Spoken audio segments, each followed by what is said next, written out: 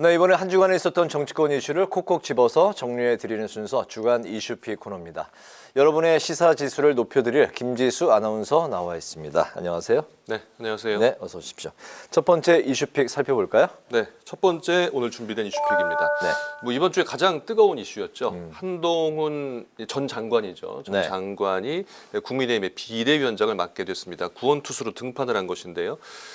다양한 인물들이 거론이 되다가 점차 한동훈 차출론, 추대론이 힘을 얻다가 결국 어제 이제 현실이 됐습니다. 네, 구원투수로 등판했는데 본인은 이제 타자에 대한 이야기를 했습니다. 9회 말 투아웃 투 스트라이크 상황이면 일단은 볼이 비슷하게 들어오면 무조건 휘둘러야 네, 된다. 쳐야 된다. 네, 야구 이야기가 이제 좀 나왔었는데 어쨌든 이제 비대위원장으로 지명이 된 한동훈 전 장관 이제 1973년생인데 굉장히 그 젊은 축에 들어가는 거죠. 비대위원장 치고는 국민의힘에 이제 구원투수로 등판을 했습니다.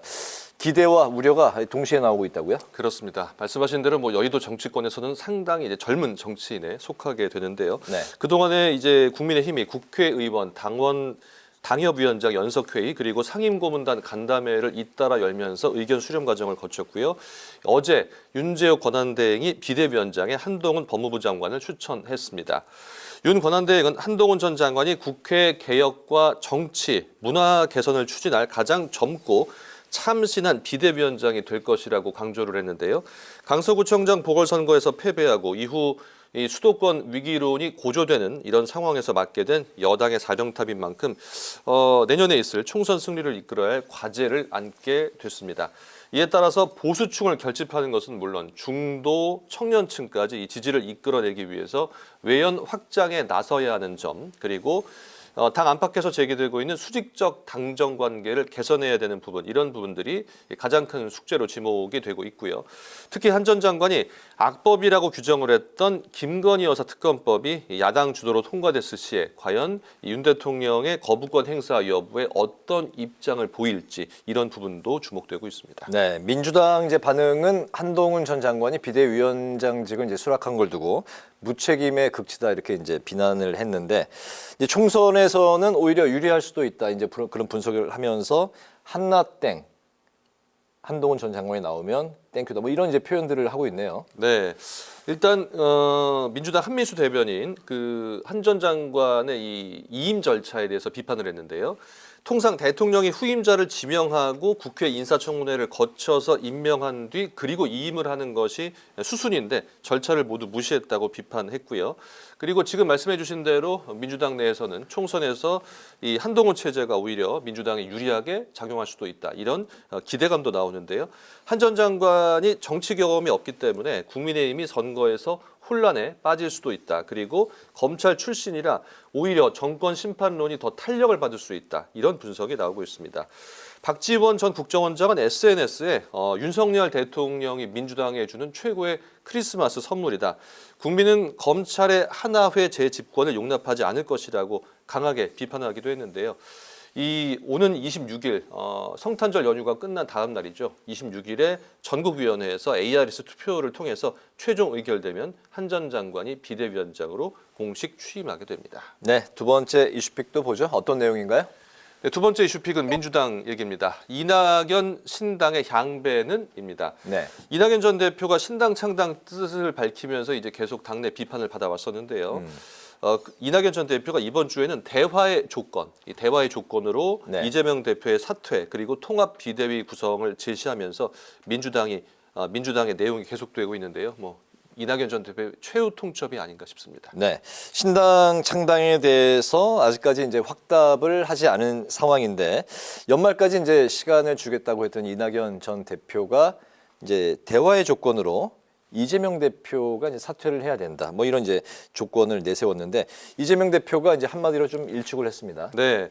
이낙연 전 대표가 언론 인터뷰에서 김부겸 전 총리와 이재명 대표가 최근에 만나지 않았습니까? 네. 그 회동을 언급하면서 통합 비대위를 촉구한 것인데요.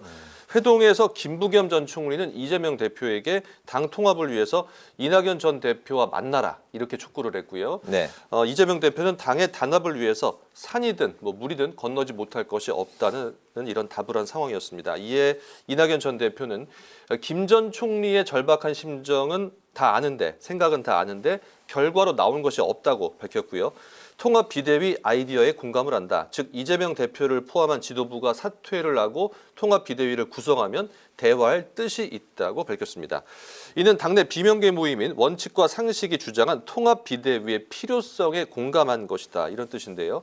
이에 이재명 대표 기자들과 만난 자리에서 민주정당에서 이 정당 구성원들이 의견은 얼마든지 낼 수 있다, 얼마든지 말할 수 있다며 사퇴론을 일축했습니다. 네, 대통령과 이제 이재명 대표 간의 만남도 참 오랫동안 이루어지지 않고 있는데 이재명 대표와 이낙연 전 그 대표 간의 만남도 참 쉽지 않은 그런 이제 상황이 이어지고 있네요.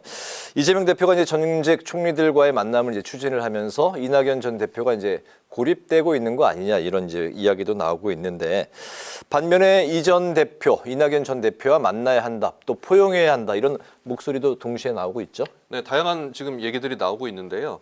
당내에서 지금 신당에 대한 비판이 계속되고 있고 지금 뭐 초선 의원들이 그 신당을 반대하는 서명도 받지 않았습니까? 네. 이런 움직임이 있는 가운데 3총리 연대설이 나왔지만 이재명 대표가 전직 총리와의 회동을 이렇게 진행을 하면서 신당의 동력이 떨어졌다. 이런 분석도 나오고 있습니다. 반면 말씀해 주신 대로 당의 분열을 막기 위해서 이재명 대표가 더 노력해야 된다는 목소리도 나오는데요. 박지원 전 국정원장은 이 대표가 집으로라도 찾아가야 한다. 찾아가서 만나야 한다. 이렇게 얘기를 했고요. 네. 김부겸 전 총리는 이 대표가 당을 위해서 더 큰 폭의 행보를 해야 한다고 촉구했는데요. 이제 올해가 뭐 열흘도 안 남았는데요. 네. 이 앞서 말씀드렸듯이 최후 통첩을 이낙연 전 대표가 날린 건데 지금 이 전 대표의 결단의 시간이 다가오고 있다. 이렇게 볼 수 있겠습니다. 네, 집으로 가면은 뭐 안 만날 수 없을 것 같은데 어쨌든 이재명 대표의 선택이 어디로 향할지 좀 지켜봐야 될 것 같고 세 번째 이슈팩 살펴볼까요? 네, 오늘 준비된 마지막 이슈픽입니다. 이제는 쌍특검 정국입니다. 이제 본회의에서 그동안에 이제 협의가 안 됐던 예산안이 여야 극적인 합의를 통해서 처리가 됐죠. 19일이 넘어서야 처리가 됐는데 이제는 그래서 28일 본회의를 앞두고 네. 쌍특검을 둘러싼 여야 대치가 격해지면서 지금 12월 임시국회 남은 일정에 지금 아주 험난한 여정이 예상되고 있습니다. 다음 주 28일 그러니까 이제 그 목요일이 되나요? 그렇죠. 목요일입니다. 본회의에서 이제 반드시 처리하겠다는 건데 50억 클럽 특검법 김건희 여사 이제 특검법이 이제 내관이 될 텐데 특히 이제 민주당이 김건희 여사 특검법을 반드시 28일에 이제 처리하겠다고 예고를 하면서 여야 갈등이 극심해지고 있는 양상이네요. 그렇습니다. 여야 갈등이 극심해지고 이제 여기에다가 앞서 전해드린 대로 한동훈 전 장관이 26일에 네. 전국위원회에서 의결이 되면 비대위원장으로 취임하지 않습니까? 네. 이 취임하고 나서 한동훈 체제 국민의힘과 그리고 민주당의 첫 대결이 될 텐데요. 민주당은 대장동 50억 클럽 특검법과 김건희 여사 특검법을 28일 본회의에서 처리하겠다는 입장입니다. 홍익표 원내대표 오늘 최고위원회의에서 한동훈 전 장관이 윤 대통령에게 할 얘기를 과감하게 해달라고 촉구를 했고요. 쌍특검은 물론 해병대원이나 양평고속도로 국정조사 등도 받는 것이 혁신이고 바로 한 전 장관이 해야 할 일이라고 주장을 했습니다.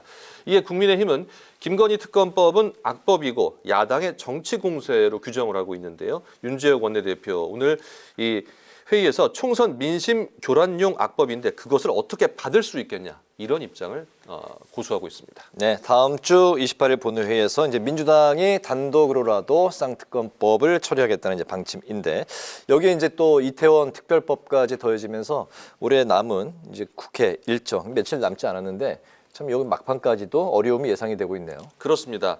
그래서 지금 여야가 이제 조금씩 뭐 양보하는 모습을 보일 것도 같은데요. 지금 상황을 한번 정리를 해보면 여당 네. 쪽에서는 현재 김건희 특검법에서 일부 독소 조항을 뺀다면 조건부 수용이 가능하다 이런 대안이 나와 있습니다.